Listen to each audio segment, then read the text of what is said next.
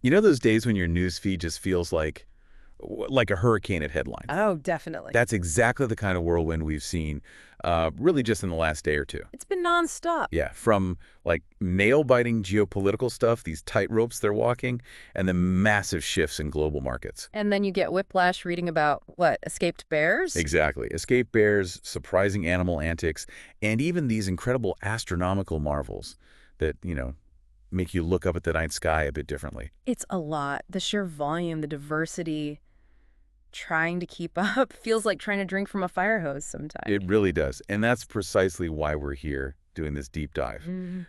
Our mission really is to cut through all that noise from yesterday and today, what is it, June 23rd and 24th, 2025, and just pull out the most important nuggets of knowledge for you. Yeah, try and make sense of it. We want to explore the different angles, connect some dots that might not seem related at first glance.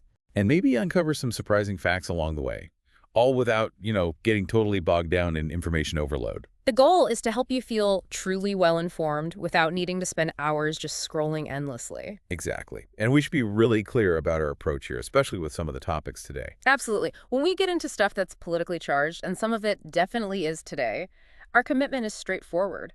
We're here to impartially report what our sources are saying. Right. We're not endorsing any particular viewpoint, not taking sides. No, none of that. Our job is just to convey the ideas and the facts as they're presented in the original material, give you the full picture, warts and all, so you can form your own understanding. Think of us as guides, laying out the different facets of these really complex stories. Precisely. Okay, so what's on the radar for this deep dive? Hmm. We're starting with the Middle East, specifically this incredibly delicate, almost volatile calm around the Israel-Iran ceasefire. Yeah, volatile calm feels like the right description. Then we'll navigate the shifting world of international alliances, focusing quite a bit on NATO, where some, really fundamental principles are being debated openly. Which has huge implications. Huge. And after that, we'll shift gears again, look at a mix of economic news, some tech developments raising eyebrows. And then wrap up with some delightfully unexpected societal happenings, a bit of lightness. Yeah, things that remind you of the kind of the human side of all these headlines. Okay, sounds like quite a journey. It is. So let's get started, right? Let's zero in on the Middle East first. It's always, a region on a knife edge. Always. And specifically this ceasefire situation between Israel and Iran. Our sources, they immediately throw us another thing. They talk about a series of strikes. Which then quickly escalated. Right, into retaliatory missile fire from Iran. And almost instantly, we saw conflicting reports about a ceasefire. And that phrase, conflicting reports, is so telling, isn't it? Straight away, it signals the level of uncertainty. You fog. Exactly. It's not just the fog of war, it's the fog of information.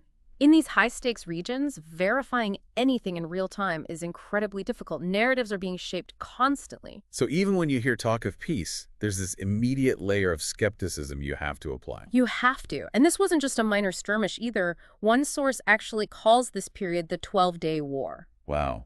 That really gives you a sense of the intensity, doesn't it? The scale of the conflict that led up to these frantic ceasefire talks. It shows how quickly things can boil over from simmering tensions into, sustained full-blown conflict. And into this incredibly tense situation steps a very familiar voice, someone who tends to make waves regardless of their current job title. Former President Trump. That's right. He repeatedly announced very publicly that Israel and Iran have agreed to a ceasefire.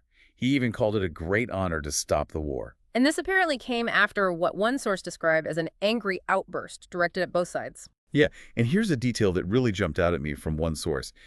It suggests Trump's directive actually led Prime Minister Netanyahu to turn Israeli planes around. Turn them around mid-flight from a potential strike. That's what the source claims. Yeah. Resulting in what they described as a more symbolic strike in Tehran instead. Okay, that raises a massive question.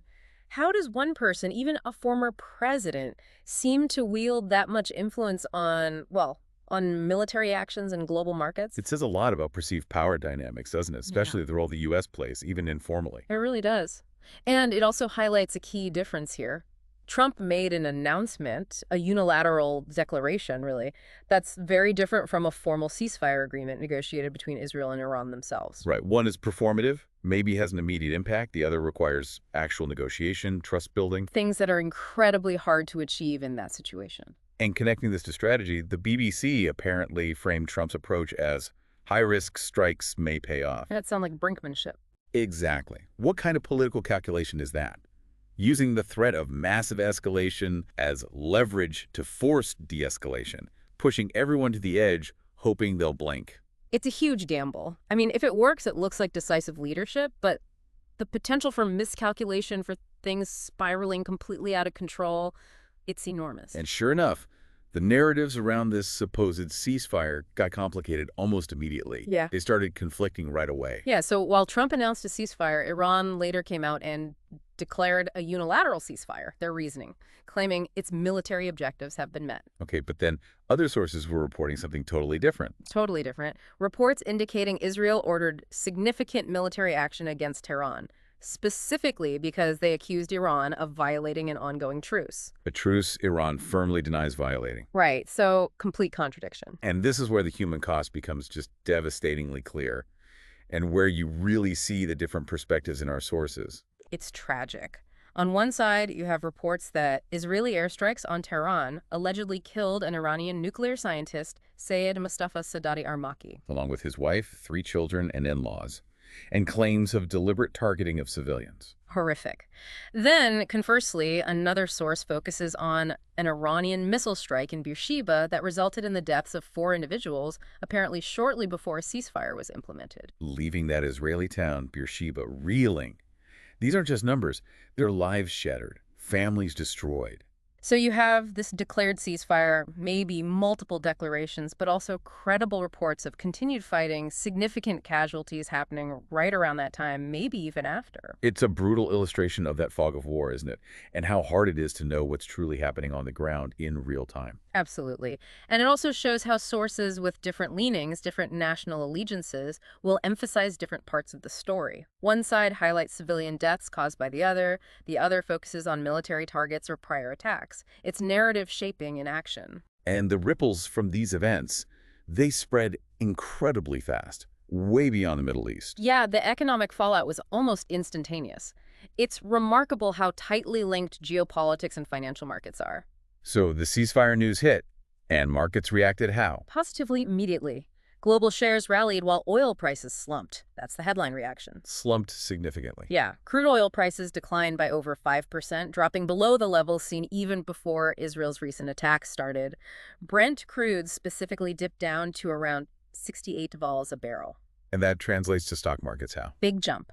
The Dow Jones Industrial Average surged 300 to 400 points. Wow. So explain that sensitivity. Why are oil prices so incredibly reactive to stability or instability in the Middle East? It really boils down to supply and risk. The Middle East is just such a crucial oil-producing region. A huge chunk of the world's energy comes from there. So any hint of conflict? Any hint of conflict, any threat to production facilities or shipping lanes immediately sparks fears of supply disruptions. Fear of scarcity drives prices up.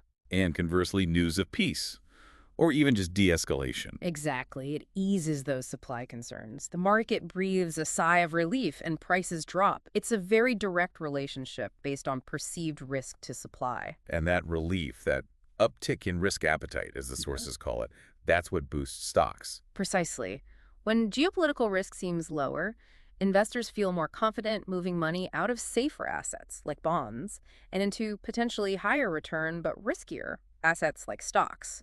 They see less uncertainty, more potential for growth. And the fact that oil prices dropped for a second consecutive day suggests the market saw this ceasefire news as pretty credible, right? Sustained impact. Yeah, it suggests investors believed it, at least initially, and adjusted their strategies accordingly. It wasn't just a momentary blip. But of course, not everyone sees these events through the same lens. Our sources also bring in international scrutiny and, yeah, the blame games. Right. Enter Russian Foreign Minister Sergei Lavrov. He had some pretty pointed accusations. What did he say? He accused Western leaders of influencing the UN's International Atomic Energy Agency, IAEA, that's the nuclear watchdog, influencing them to issue a critical report on Iran. And his claim is that this report then, facilitated Israeli airstrikes? That's the allegation. He argued, or rather relayed criticisms, that the IAEA Director General, Rafael Grossi, used ambiguous reporting that provided a misleading justification for attacks that violated international law.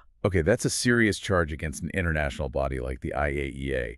It really raises questions about their impartiality, doesn't it? It fundamentally does. How do these institutions maintain neutrality when powerful nations are directly involved in conflicts, and their reports can have such immediate, heavy consequences, political and military? If their reports are seen as manipulated or even just perceived as serving one side's agenda, Mhm. what does that do to trust? It massively erodes trust, especially in things like global non-proliferation norms, the whole system designed to prevent the spread of nuclear weapons. If the watchdog itself is seen as compromised, the whole system weakens. And Lavrov's perspective here, it's crucial, isn't it?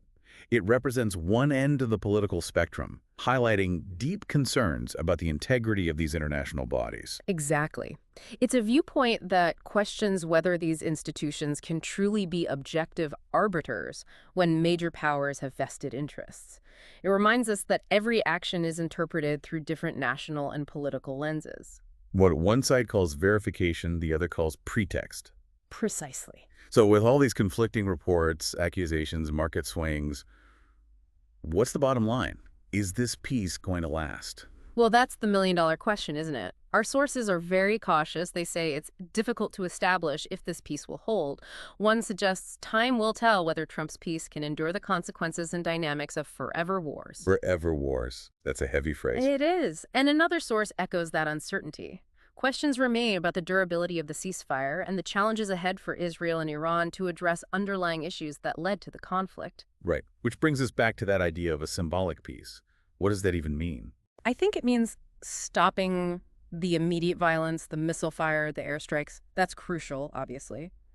But it doesn't touch the deeper issues. The historical grievances, the religious tensions, the security fears, the proxy war. Exactly. All those underlying drivers of the conflict remain untouched. So a ceasefire buys time, maybe creates space for diplomacy, but it doesn't solve the fundamental problems. The risk of another flare-up is always there until those deeper issues are addressed. Which is incredibly difficult work. Monumentally difficult. Okay, so from that volatile calm in the Middle East, let's pivot to the world of global alliances, specifically NATO, where a major summit just wrapped up, and there's some interesting dynamics at play. Definitely some headlines generated there. And we have to start with former President Trump again. Even before the summit, he was making waves, questioning the U.S. commitment to NATO's core principle, the Mutual Defense Guarantee.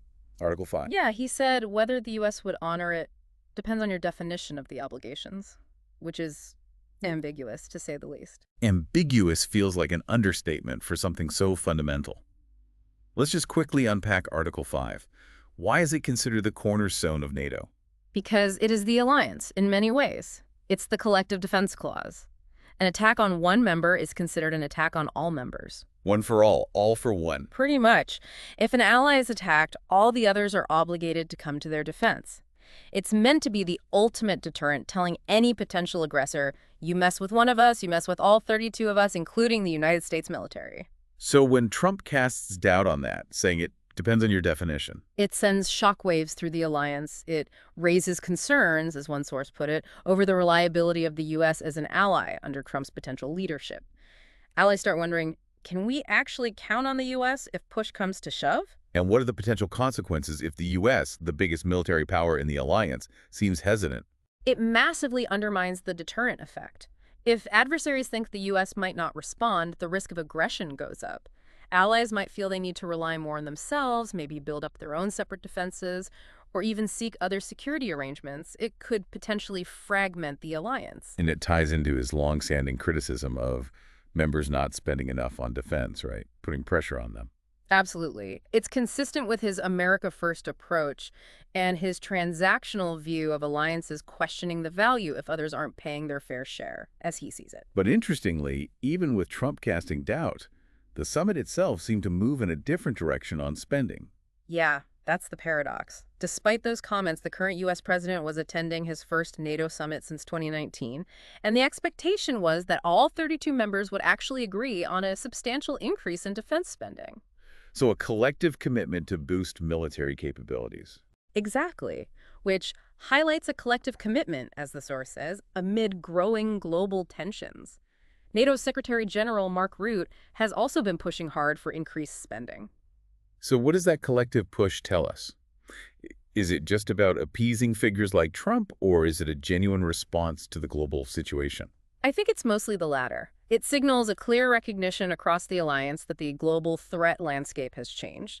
Russia's war in Ukraine is obviously a major factor, but also broader instability, maybe concerns about China. So a reevaluation of military readiness, a return to core defense principles. It certainly looks that way. A pragmatic response to a world that feels, well, more dangerous than it did a few years ago. Even if Trump's rhetoric adds pressure, the underlying trend seems driven by perceived threats. Okay, but then there was this other elephant in the room at the summit, the big unspoken question. U.S. aid to Ukraine. Exactly. Our sources say that the question of whether Trump, if reelected, might end U.S. military aid to Ukraine was essentially sidestepped. Nobody wanted to touch it directly. Sidestepped.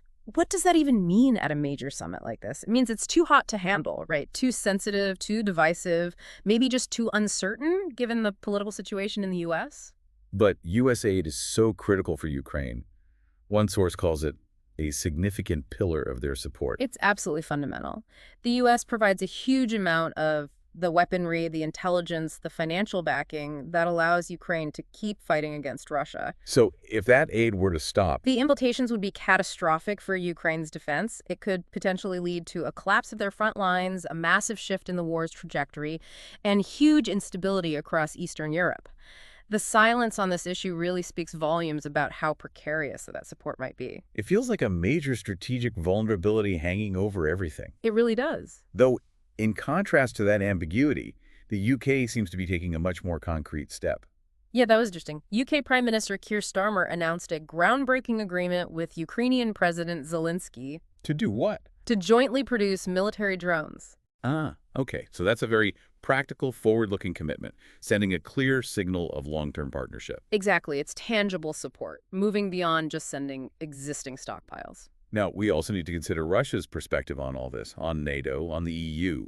We mentioned Lavrov earlier regarding the IAEA. Right. And he also had things to say about the relationship between the European Union and NATO. He criticized the EU, saying it's transformed from what was primarily an economic alliance into, in his words, a militarized extension of NATO. Okay, so seeing the EU getting more involved in defense matters as basically just NATO expanding its reach. That's the framing from Moscow. And Russia continues to strongly deny any hostile intentions itself, while accusing NATO of using unfounded threats to justify militarization right on Russia's borders. This really forces you to think critically, doesn't it? How the same actions like increased defense spending or EU-NATO cooperation are interpreted completely differently. It's the classic security dilemma played out on a grand scale.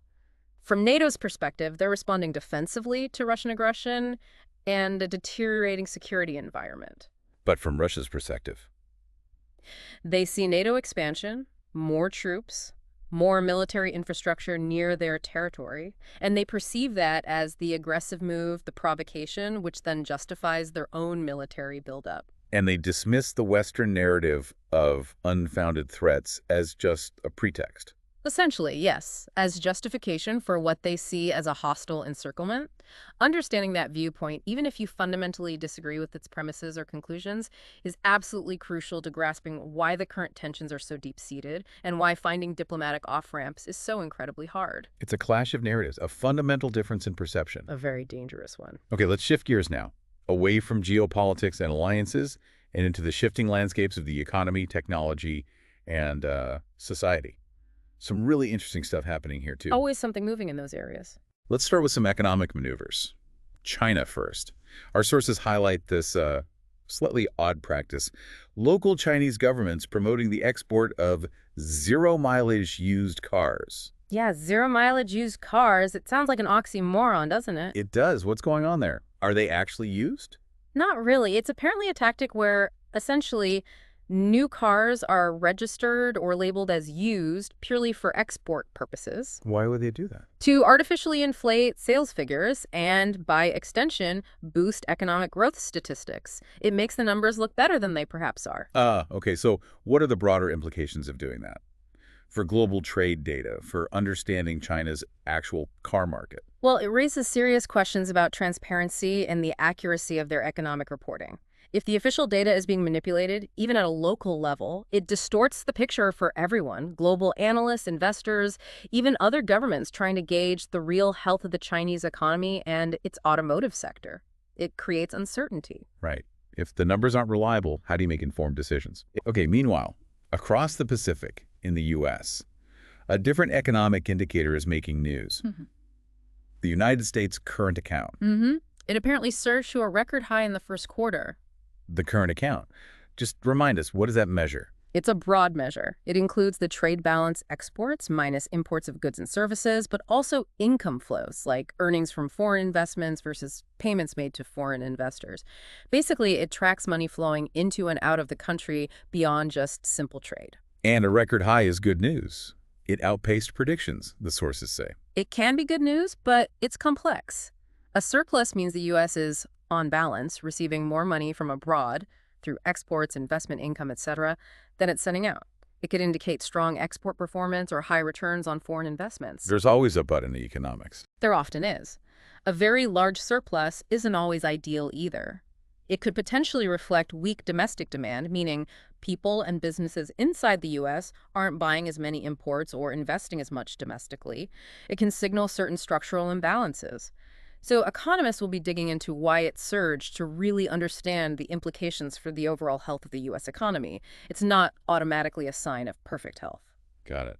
Okay, let's hop across the Atlantic to the UK. They seem to be facing a few internal challenges that really hit home for ordinary people. Yeah, a few things stood out. First, this graduate job market squeeze. It sounds brutal. Tell me about it. Sources mentioned growing difficulties for new grads.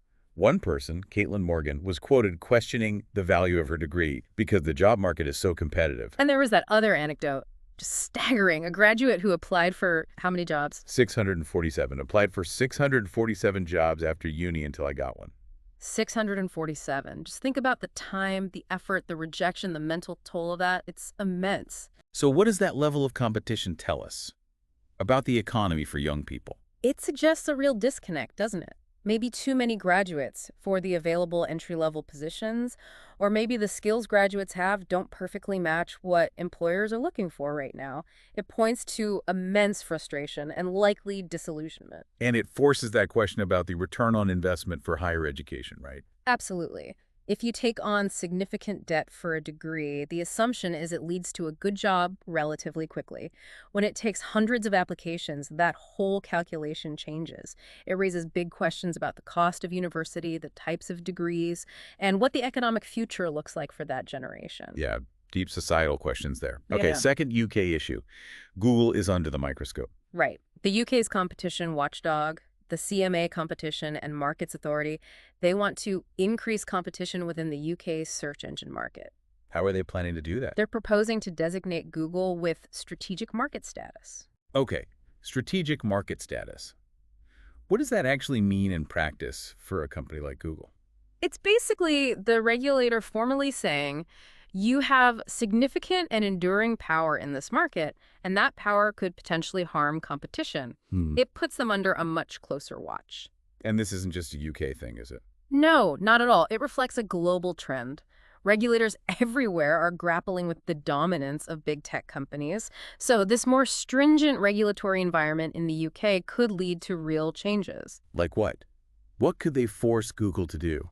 It could range from forcing them to share certain data with smaller rivals, to ensuring their services work better with competitors' products, interoperability, maybe even restrictions on how they display their own services versus rivals and search results.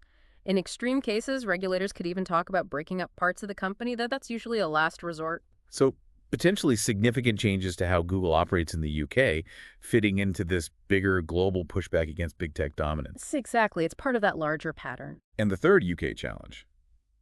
This sounds like internal political drama, a welfare rebellion within the Labour Party. Yeah, apparently quite significant. Over 120 Labour members of Parliament, that's a lot, are backing moves to block potential cuts to benefits for people with disabilities or sickness. So opposing their own, presumably, government's potential proposals. Well, or proposals being considered. It reflects growing political opposition to ideas that would reduce financial support for what are seen as vulnerable groups. It really highlights that internal tension, doesn't it? The clash between different priorities, even within one party. Absolutely. You have the classic debate. Fiscal responsibility, controlling spending, maybe trying to incentivize work, versus the argument for protecting the most vulnerable, maintaining a strong social safety net, and warning about the human costs of cuts. It shows how complex policymaking is, even when one party is in charge. Different factions, different values clashing. It's a microcosm of the broader societal debate about welfare, really. Okay, shifting focus again slightly, but still in that tech and society realm. Self-driving cars, and also Tesla specifically. Yeah, some concerning headlines there. Apparently, there are recent online videos showing newly launched self-driving cars engaging in hazardous behavior. Hazardous like what? Like speeding and driving in the wrong lane. You know, things you definitely don't want an autonomous car doing. No kidding. That immediately raises huge concerns about the safety and readiness of autonomous vehicle technology, as the source says. Understandably so. If these systems are behaving erratically on public roads, that's a massive safety risk. It jeopardizes lives, creates chaos for human drivers, and could seriously damage public trust in the whole technology. Yeah, a few incidents like that could set back acceptance by years. And then separately, Tesla is facing issues in France. French investigators have issued an order to Tesla to halt deceptive business practices, with a warning that if they don't comply, they could face fines. Deceptive business practices. What does that usually refer to with car companies, especially one like Tesla focused on autonomy? Often it relates to marketing. How features are named and advertised, like calling something full self-driving when it legally and technically still requires full driver attention. Regulators might see that as misleading consumers about the car's actual capabilities. Over-promising the level of autonomy. Potentially, yes. That's often the core of these kinds of investigations. And how could that affect consumer trust? Not just in Tesla, but maybe the broader EV market or autonomous driving tech. It could definitely erode confidence. If people feel they're being misled, especially about something as critical as safety and driving capability, they might become more skeptical of the company and perhaps even the technology itself. It really brings up that crucial balancing act, doesn't it? Pushing innovation forward, which happens so fast in tech. Versus ensuring adequate regulation and consumer protection, which often struggles to keep pace. How do you get that balance right? Especially when the tech involves AI making decisions on public roads. It's one of the biggest challenges we face right now. Technology is evolving exponentially, while regulatory frameworks are often designed for slower-moving industries. Finding ways to ensure safety and fairness without stifling innovation is incredibly tricky. We're going to see more of these clashes. Right. Whew. That was a lot of pretty heady stuff. Geopolitics, economics, tech controversies. Let's lighten the mood a bit. Please. Let's dive into some of the more intriguing, unexpected, and maybe just plain weird stories that popped up. Okay, I'm ready for some weird. First up, this is an absolute classic. A story that could only be called The Great Honey Heist of the UK. The Great Honey Heist. Okay, you have my attention. What happened? Get this. At a wildlife park in the UK, 2 young bears managed to escape from their enclosure. Uh-oh. Bears on the loose. Did they cause mayhem? Well, not exactly mayhem in the way you might think. Instead of terrorizing visitors, they apparently made a beeline, maybe literally, for the park's food storage area. Okay. And proceeded to indulge in, wait for it, a week's worth of food store honey. A whole week's worth. For the entire park, presumably. That's what it sounds like. And the best part, the absolute kicker, is how they were eventually found. Found asleep, evidencing their overindulgence.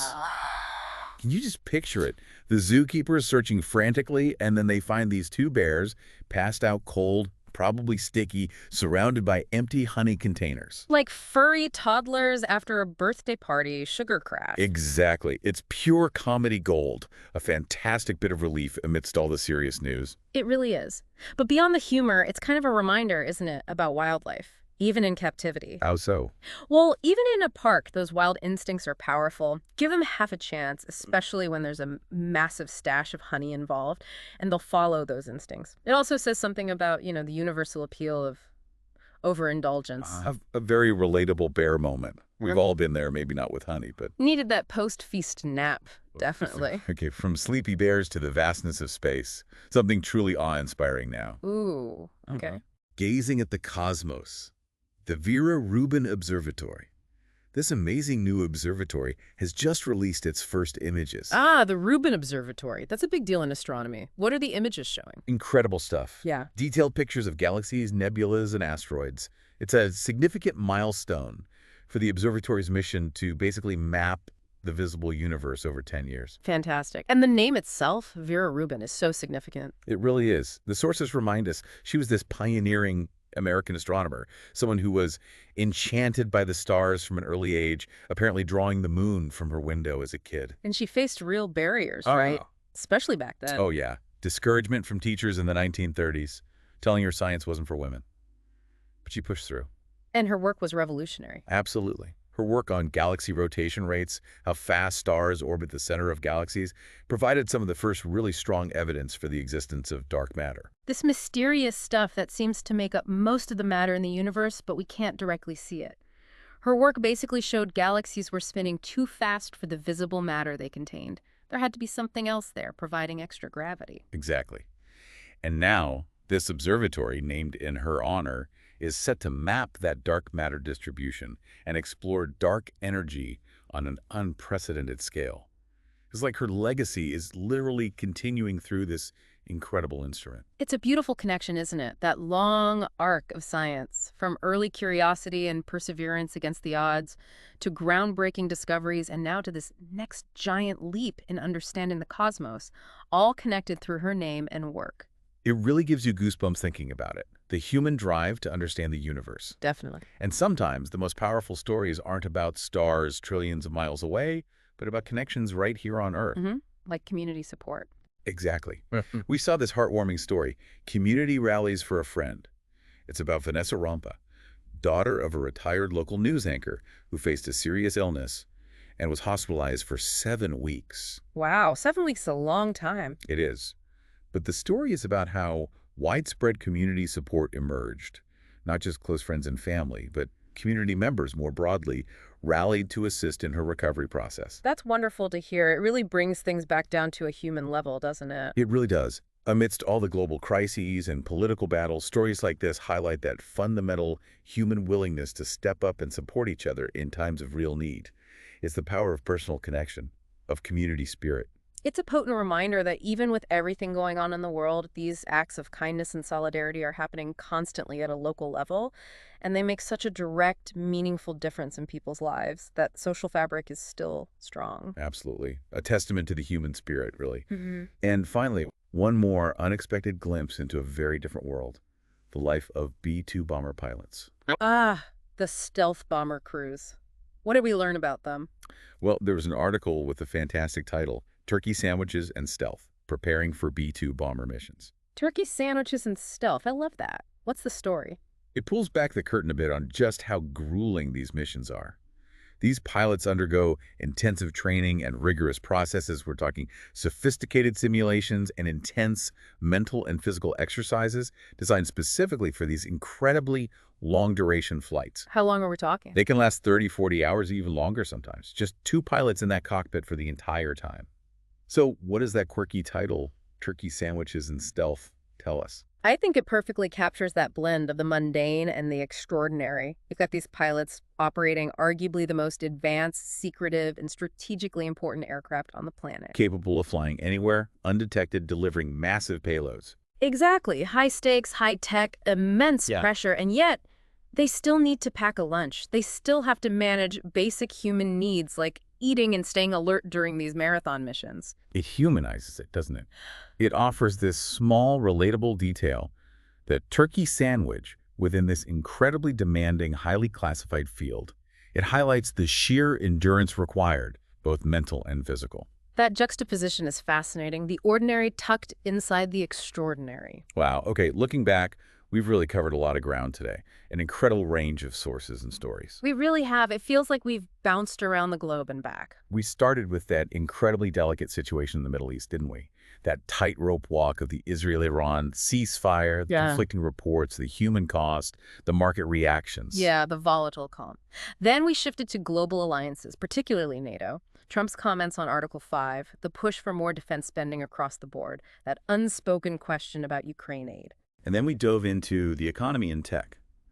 The zero-mileage cars in China, the U.S. current account surge, the tough graduate job market in the UK, Google facing regulators. That Labor Party welfare rebellion, too, and the worries about self-driving car safety, plus Tesla's issues in France. And we wrapped it all up with escaped bears, high on honey, the wonders of the Vera Rubin Observatory, the power of community support, and turkey sandwiches on stealth bombers. It's quite a tapestry, isn't it? It really shows how diverse and interconnected everything is. You see geopolitical tensions instantly reflected in oil prices.